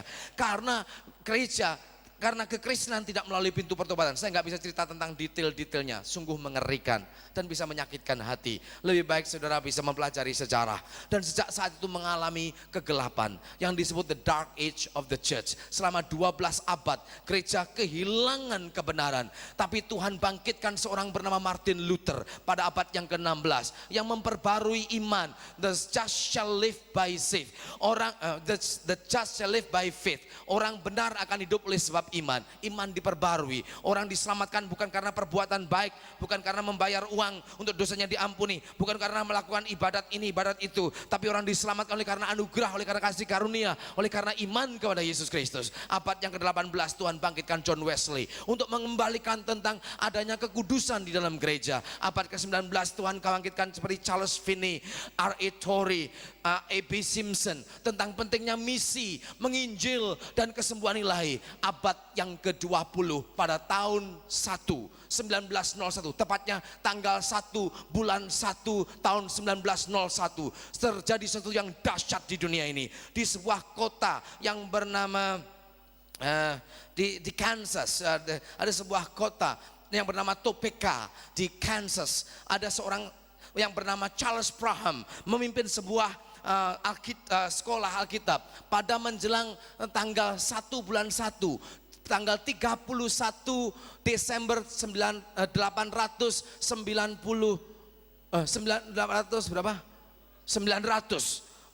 persis mau masuk tanggal satunya, mau masuk jam 00, mereka semua berdoa. Ada seorang siswi yang bernama Agnes menerima baptisan Roh Kudus, dan sejak saat itu mereka menantikan dan penuh dengan Roh Kudus dengan bahasa roh. Dan sejak saat itu pencurahan roh terjadi, dan terjadi gerakan lagi mengalir melalui seorang yang bernama William Seymour, orang yang berkulit hitam, mengadakan kebaktian di sebuah gudang di Jalan Azusa di Los Angeles yang dikenal dengan Azusa Street. Dan terjadi satu kegerakan rohani di mana banyak mengalami kebaptisan Roh Kudus, dan disitulah permulaan gerakan Pentakosta, dan lahirlah gereja-gereja seperti Assemblies of God atau Sidang Jumat Allah, Church of God, dan lain sebagainya. Itu gerakan pada tahun 1906-07. Di saat yang sama 1904 terjadi gerakan rohani di Wales, di Inggris, di mana orang-orang mengalami pertobatan. Di tengah-tengah orang dansa di nightclub, mereka jatuh menangis. Orang pegang gelas bir mabuk, tato bertobat nangis. Di pinggir-pinggir jalan banyak orang menangis, sampai polisi membawa mereka masuk gereja. Jam 4 pagi gereja penuh, pendetanya bangun pagi nggak tahu apa yang terjadi. Kadang-kadang Tuhan harus berbuat sesuatu tanpa minta izin pendeta dulu, karena roh memperbarui gerejanya, roh memperbarui dunia. Roh Kudus sedang bekerja saat ini. Perhatikan saudaraku, abad ini, dengar baik-baik, abad ini dibaptis dengan Roh Kudus. This century was baptized in the Holy Spirit. Tanggal 1 bulan 1 tahun 1901, Roh Kudus memperbarui. Zamannya Luther, muncullah gereja-gereja reformer, gereja-gereja Lutheran. Zamannya Wesley, gereja-gereja Wesleyan Methodist. Zamannya Baptis muncul, Anabaptis. Sekarang gereja Pentakosta muncul. Pada tahun 50-an terjadi gerakan yang baru yang disebut Neo Pentecostal, mengadakan pembaruan. Roh Kudus mulai bekerja di gereja Katolik Episkopal. Dimas Makarian salah satu pendiri. Tahun 48 terjadi gerakan, sebelumnya terjadi gerakan Lateran di sebuah kota yang bernama Saskatchewan di Kanada, di sebuah panti asuhan. Roh Tuhan dicurahkan, dan saat itu dikembalikan nyanyi dalam roh, penumpangan tangan, nubuat dikembalikan lagi kepada gereja yang tadinya tidak pernah terjadi. Tahun 50-an ke atas, 57, Dennis Bennett, seorang pastor dari gereja Episkopal atau Anglikan, mengalami baptisan Roh Kudus. Dari situ terjadi gerakan Allah. Larry Christensen dari Lutheran yang di Minnesota mengalami baptisan Roh Kudus, dan sejak saat itu terjadi gerakan Neo Pentecostal atau karismatik yang merajalela di Indonesia. Hugendek datang ke sini dari Belanda, terjadi gerakan ini, salah satu hasilnya Dr. Budiono ada di sana, dan juga itu Edwin Stoop yang dari Amerika juga datang. Terjadi gerakan karismatik, dan setelah ini apa yang sedang terjadi? Saya percaya Tuhan sedang memperbarui gerejanya saat ini. Amin. Amen. We need to know what time it is in God's timetable. We need to know what time it is that we are living today as a Christian. Kita harus tahu jam berapa ini menurut jadwalnya Tuhan. Kita perlu tahu di zaman apa kita sedang hidup saat ini. Kalau enggak, kita jadi Kristen yang rutin, mechanical. Minggu ke gereja, full gospel, gereja, full gospel, ke gereja, full gospel. Hanya hal yang rutin, lama-lama engkau bosan. Karena engkau tidak tahu apa yang sedang terjadi saat ini. Tapi kalau engkau punya visi, engkau pergi ke gereja, engkau pergi ke full gospel, engkau ikut airlift, engkau buka chapter baru dengan semangat yang menggebu-gebu. Karena engkau tahu apa yang engkau lakukan merupakan bagian penggenapan dari rencana Allah pada akhir zaman, membaharui dan memulihkan gereja Tuhan, umat Tuhan di akhir zaman ini. Engkau tidak akan cepat putus asa atau bosan. Yang lain diajak, enggak mau. Ayo kita buka chapternya, enggak tergerak. Saudara tergerak terus, saudaraku. Amin. Pasal 2 dari kitab Yoel. Oh, saya akan akhiri dari sini. Dan saya percaya sementara firman disampaikan, sudah tahu nggak? Ada kuasa dalam firman. Saya nggak dengar. Ada kuasa dalam firman. Saya belum dengar lagi. Ada kuasa dalam firman. Amin. Sementara engkau dengar firman, firman itu sudah bekerja mengadakan pemulihan dalam jiwa kita masing-masing. The word of God is quickening and powerful. It's sharper than any two-edged sword. Firman Allah itu kuasa. Ayat yang ke-23 dikatakan demikian. Yoel pasal yang kedua, Yoel pasal yang kedua. Ayat yang ke-23 dikatakan, hai Bani Sion, hai orang Kristen, bersorak-soraklah, pembaharuan sedang terjadi, maka semua sorak-sorak. Amin saudaraku. Tidak salah kita sebagai anak Tuhan sorak-sorak. Dulu kira-kira 20 tahun yang lalu mana ada kebaktian model-model begini saudaraku. Orang lompat-lompat, nari, goyang-goyang seenaknya pakai drum keras-keras, mana ada dulu? Enggak ada. Tapi inilah saatnya Bani Sion bersorak-sorak. Amin. Masa kita harus malam kudus sunyi senyap terus-terusan saudaraku?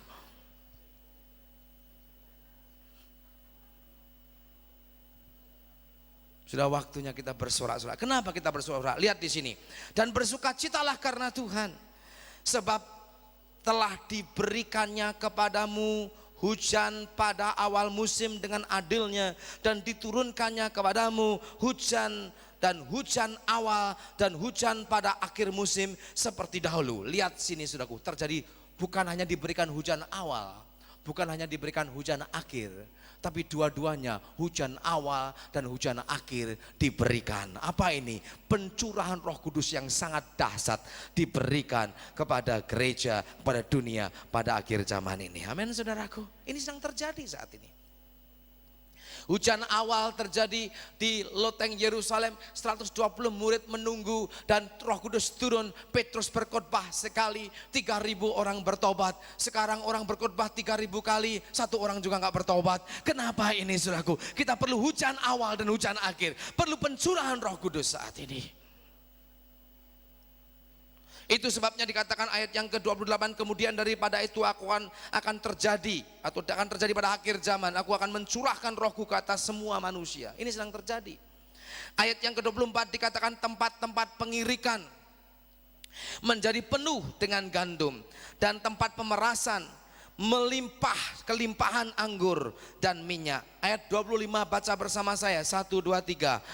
Aku akan memulihkan kepadamu tahun-tahun yang hasilnya dimakan habis oleh belalang pindahan, belalang pelompat, belalang pelahap, belalang pengerip, tentaraku yang besar yang kukirim ke antara kamu. Tuhan akan memulihkan yang hilang dulu, yang hilang. Zaman gereja mula-mula saudaraku, gereja penuh kemuliaan. Tapi sejak abad yang ketiga, abad yang keempat, hilang itu. Dimakan belalang-belalang itu. Apa itu belalang-belalang? Roh setan, roh iblis, sistem manusia, ambisi manusia, yang sistem keduniawian yang menelusup merusak gereja Tuhan. Tapi Tuhan katakan yang dulu hilang akan dikembalikan. Amin saudaraku. Dulu gereja mula-mula asa roh, akhirnya hilang. Sekarang mulai orang berbahasa roh lagi. Gereja mula-mula kesembuhan. Saudaraku, luar biasa. Orang sakit disembuhkan. Petrus sampai jalan saja saudaraku. Bayang-bayangannya kena orang sakit, orang sembuh semuanya. Paulus sampai bajunya yang bekas dipakai untuk orang sakit sembuh. Sampai sapu tangan bekas keringatnya kena orang sakit sembuh. Begitu luar biasanya gereja yang pertama. Padahal gereja yang pertama itu bukan gereja yang sempurna, gereja yang baru mulai, tapi sudah begitu dahsyat. Seharusnya pada akhir zaman ini keadaannya jauh lebih daripada itu. Amin saudaraku. Dan akan terjadi itu. Tapi masalahnya bagaimana? Seandainya sekarang itu ada sapu tangan saudara bisa dipakai untuk menyembuhkan orang, apa yang terjadi saudaraku? Apa yang terjadi? Apa nggak buka kios di pojok jalan situ? Jual sapu tangan Paulus, halo, halo, halo. Semua penyakit bisa tokcer, encok, panu, kurap, kudis. 50.000 satu sapu tangan. Kalau 3 penyakit tambahan jadi 100.000. Kalau 500. Nah ini yang terjadi di Amerika banyak sekali. Commercializing the power of God, commercializing the gospel of God, merchandising the gift of God. And this is abomination before the Lord. Ini kekejian bagi kita. That's why we don't see the miracle like we've seen in the book of Acts today. Because there's so many distortion in the mind of the believer. Banyak beloknya, banyak sekali. kalung salib dijual. This is anointed cross from the olive tree from Jerusalem. Can heal you from any cancer. But send me $250 please, katanya kalau di televisi Amerika itu, saudaraku. Ini kayu salib dari pohon apa itu zaitun asli dari Yerusalem sudah diurapi. Kirim $250.000, $250 nanti penyakitmu sembuh. Saya ketemu wanita Indonesia tinggal di Kanada, disuruh beli sapu tangan, akhirnya belum hamil-hamil. Pendetanya bilang suruh beli minyak, harganya tapi $500. Dia bilang nggak punya, ya sudah diskon untuk kamu katanya $300 dan lain sebagainya. Saya ketemu dia, saya konseling, saya sedih sekali. Kenapa terjadi kehancuran demikian ini? Akhlak manusia mengkomersilkan Injil, mengkomersilkan apa itu karunia Allah. Itu sebabnya gereja perlu mengalami pemulihan. Dan kalau sudah membaca dalam kitab Yoel pasal 2 itu, imam-imamnya dulu yang diminta bertobat, saudaraku. Kita hamba-hamba Tuhan dulu yang harus bertobat. Priests are to repent first. He said, not tear your garment but tear your heart. Jangan robek bajumu tapi robek hatimu, kata Tuhan.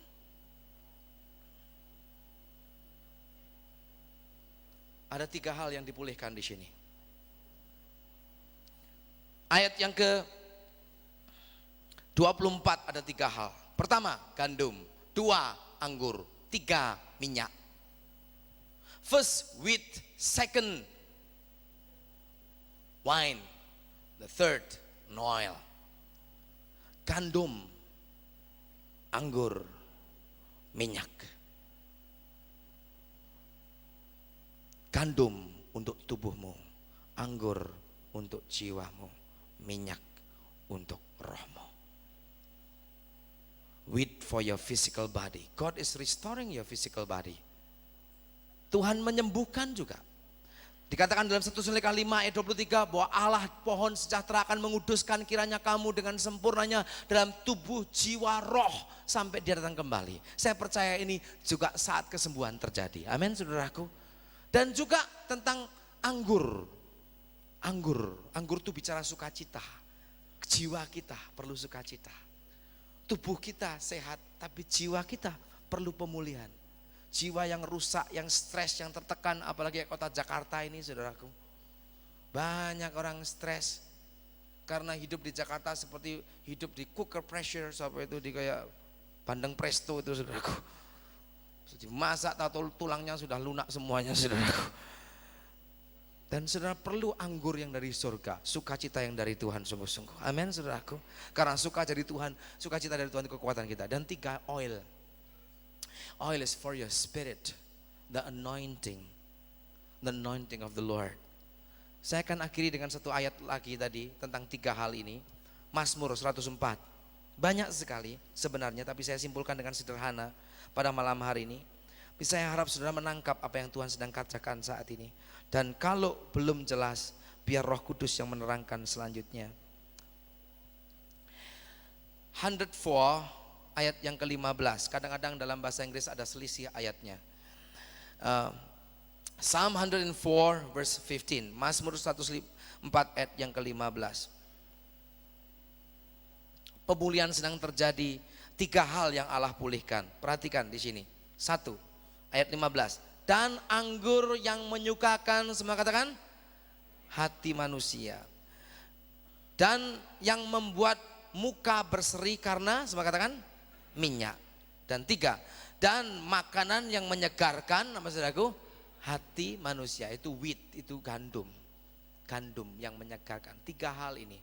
Gandum, firman Allah perlu ada pada kita. Saudara perlu punya gandum, roti yang dari surga, the word of the living God. 2, saudara perlu ada anggur, yaitu puji-pujian, ucapan syukur kepada Allah harus terus ada pada saudara. Ini yang membuat kita sukacita. Yang 3, perlu kuasa pengurapan Roh Kudus yang membuat muka kita berseri, kata firman Tuhan. Orang yang penuh Roh Kudus mukanya berseri sekali. Kenapa? Ada minyak surga yang mengalir dalam diri kita. Amin, saudaraku. Malam hari ini Tuhan akan memperbarui kita. Dan saya percaya bagi saudara yang telah bersedia diperbarui, saya percaya sementara yang mendengar firman terus, ini sedang ada terjadi pembaruan. Dan saya janji mengakhiri khotbah ini, Maka saya akhiri, karena nama saya Yeremia, saya akhiri dengan kitab Yeremia pasal 30. I will end by the book of Jeremiah. Yeremia 30 berbunyi demikian. Ayat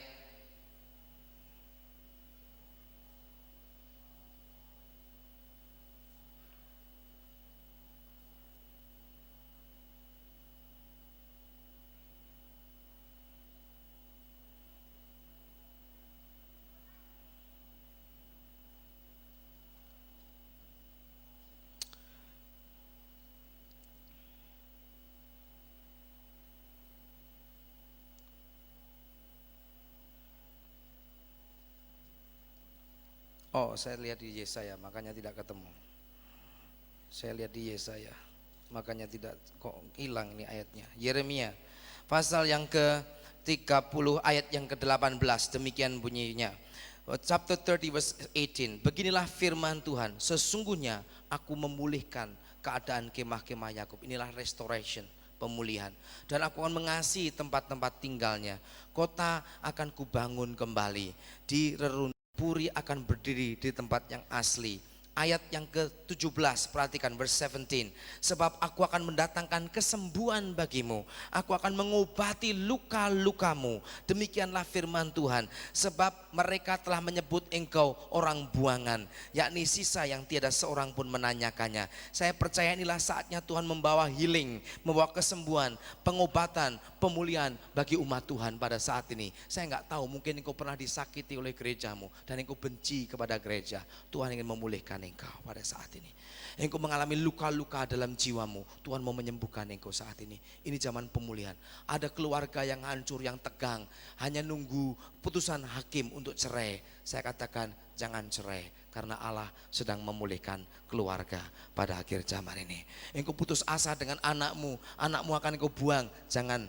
Doakan, karena Allah akan mengembalikan hati bapa kepada anak dan anak kepada bapaknya. Allah memulihkan manusia, Allah memulihkan keluarga, Allah memulihkan gereja, Allah memulihkan dunia pada saat ini. Mari kita berdoa menghampiri Tuhan saat ini. Haleluya. Jesus. Haleluya. Jesus. Jesus. Haleluya. Jesus. Bapa dalam surga, hamba berdoa saat ini ya Tuhan. Meskipun hamba telah berhenti bicara, biarlah Roh Kudus teruskan sampai ke dalam hati kami. Kalau di antara kami ada yang putus asa melihat keluarga, biarlah kami ingat Allah sedang memulihkan keluarga.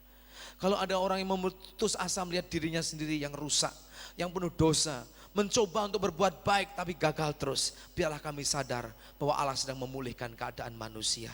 Kalau di antara kami ada yang kecewa dengan gereja, meninggalkan pelayanan, mungkin ada hamba Tuhan di sini yang meninggalkan gereja, dan oleh karena melihat gereja mengalami banyak kehancuran, banyak perpecahan, banyak sakit hati, biarlah kami ingat dan sadar bahwa sekarang pun Tuhan sedang memulihkan keadaan gerejamu Tuhan. Oh Tuhan, kalau kami kecewa melihat dunia saat ini, Tuhan biarlah kami juga sadar Allah sedang memulihkan dunia ini dengan Roh Kudus-Mu. Tuhan, pakailah kami sebagai sarana, sebagai alat-alat pemulihan. Tapi mulailah dari kami sendiri. Pulihkan keadaan kami ya Tuhan. Pulihkan kami jemaat-Mu. Pulihkan kami manusia. Pulihkan kami keluarga-keluarga ya Tuhan Yesus. Jesus.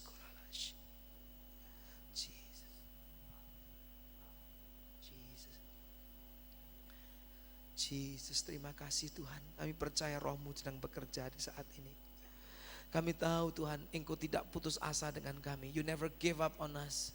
You never give up on your church. You never give up on us, oh Lord. Engkau tidak pernah putus asa dengan kami. Engkau sedang memulihkan kami saat ini. Haleluya. Roh Kudus, terima kasih Tuhan Yesus.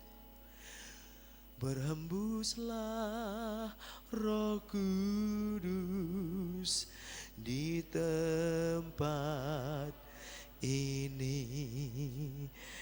Berhembuslah Roh Kudus dengan kuasa-Mu.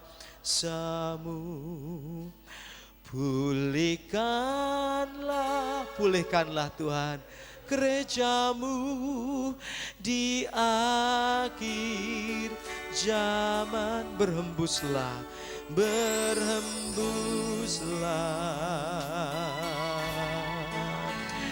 berhembuslah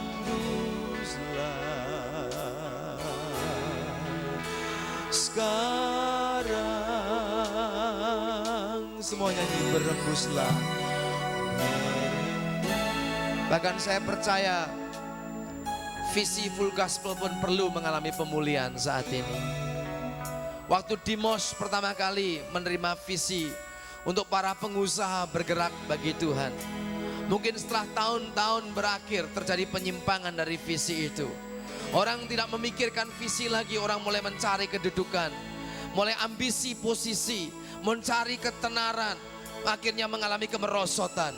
Tapi kalau Full Gospel mau kembali kepada visi semula, mau dipulihkan visinya, Allah akan memakai lagi. Dan banyak pengusaha akan dimenangkan bagi Tuhan. Jadi terang dan garam dunia pada saat ini. Haleluya. Buslah sekarang. Mari bangkit berdiri dan nyanyikan urapilah kami ya Tuhan. Haleluya. Urapilah kami.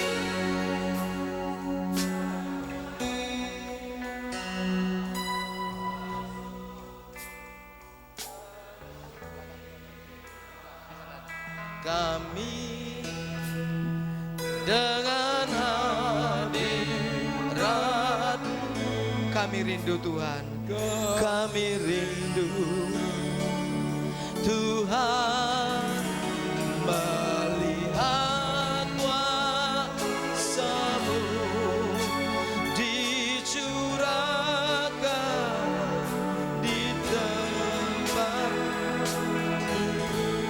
Saudaraku, sementara sudah tetap dalam doa, biar keyboard saja nyanyikan lagu ini.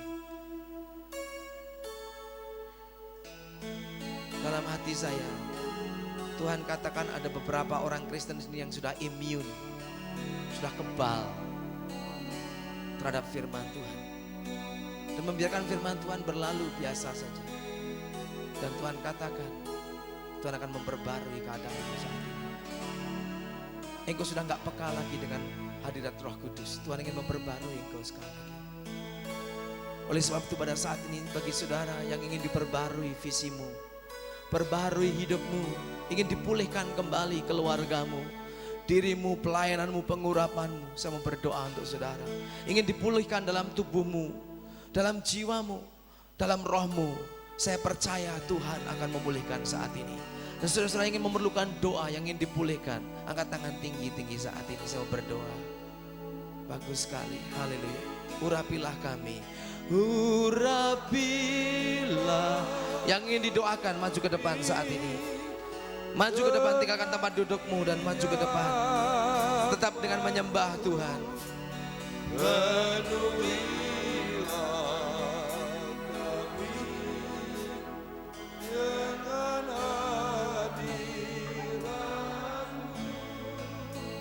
Kami rindu. Yang sudah angkat tangan cepat lari ke depan, maju ke depan.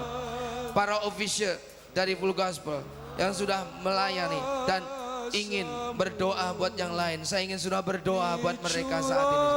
Biar semua bergerak, biar semua bergerak, biar pengurapan Allah mengalir di tengah-tengah kita. Haleluya, haleluya. Nyanyikan urapilah kami, urapilah kami dengan minyak baru. Penuhilah kami Tuhan, haleluya, haleluya. Dengan hadirat-Mu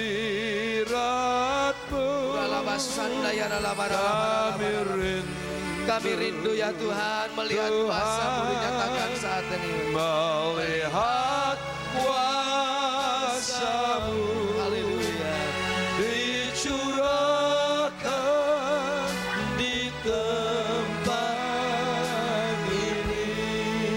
Sekali lagi saudaraku, dalam roh saya masih ada suara ini. Ada beberapa orang Kristen yang sudah immune, sudah terlalu kebal kepada firman. hatimu sudah tebal, sehingga lama sekali engkau tidak mengalami hadirat Tuhan dalam dirimu. Bahkan kerinduan pun untuk bergerak di dalam Tuhan mulai hilang. Dan Tuhan katakan kalau engkau merendahkan diri, Tuhan akan memulihkan keadaanmu pada malam hari ini. Dan saya rasa orang-orang yang semacam ini perlu maju ke depan saat ini. Saya rasa masih ada orang-orang ini. Saya akan nyanyikan lagu ini. Dan sudah tinggalkan tempat dudukmu dan maju ke depan. Dan kita akan melihat pemulihan daripada Allah terjadi atas hidup kita semuanya. Urapilah kami. Siapa lagi? Cepat tinggalkan tempat dudukmu dan maju ke depan. Minta Allah melawat engkau saat ini. Amen. Haleluya. Amen. Amen. Amen. Haleluya.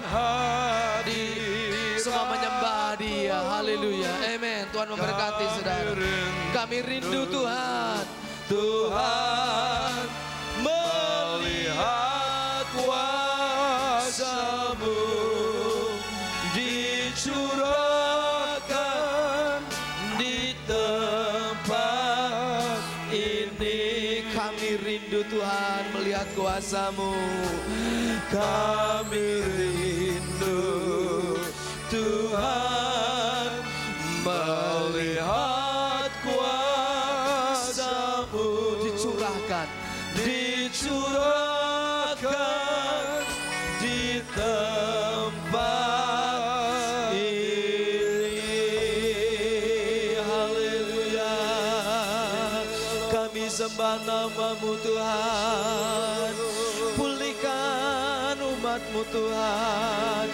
Pulihkan umat-Mu Tuhan. Haleluya.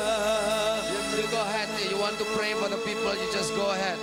You feel led, you want to pray for the brothers and sisters, you go ahead. Yang tergerak ingin mendoakan supaya pemulihan terjadi, mari kita dengan kasih saling mendoakan. Haleluya. Bukan berarti yang mendoakan itu lebih besar atau lebih tinggi. Kita semua hamba, kita semua abdi, kita semua jongos, kita semua yang mengadi. Doesn't mean that those that pray for the people are higher. We just want to be servant. We want to be a slave of Jesus. Oh Tuhan, pulihkan keadaannya Tuhan. Pulihkan visinya. Haleluya. Tuhan, break the fallow ground, oh Lord. Tanah yang keras Engkau hancurkan kembali ya Tuhan. Biar hujan awal dan hujan akhir terjadi saat ini juga. Biar curahan hujan awal dan hujan akhir terjadi saat ini juga. My King, my Lord, my Savior, pour out your Spirit, Lord. Renew and restore your people. Hallelujah. Aku berdoa buat saudaraku saat ini ya Tuhan. Ampuni segala ketidaktaatannya yang pernah Tuhan suruh dan dia tidak lakukan. Sehingga hadirat-Mu mulai meninggalkan dia. Tuhan, kembalikan hadirat-Mu Tuhan. Beri kesempatan untuk dia taat kembali kepada suara Roh Kudus-Mu Tuhan. Haleluya. Kiara lama lama lama lama. Haleluya.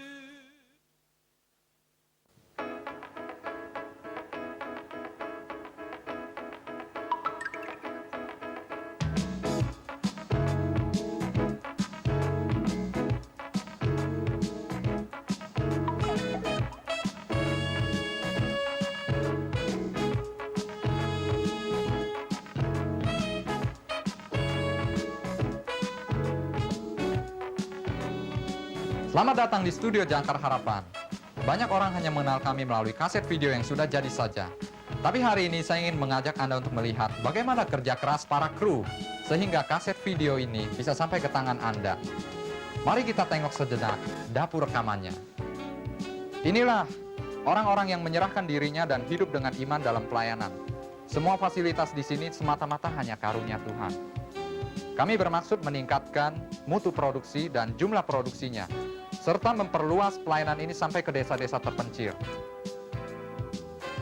Nah saudara, kalau Roh Kudus menggerakkan hatimu untuk membantu dalam proyek ini, jangan tunggu sampai hari esok.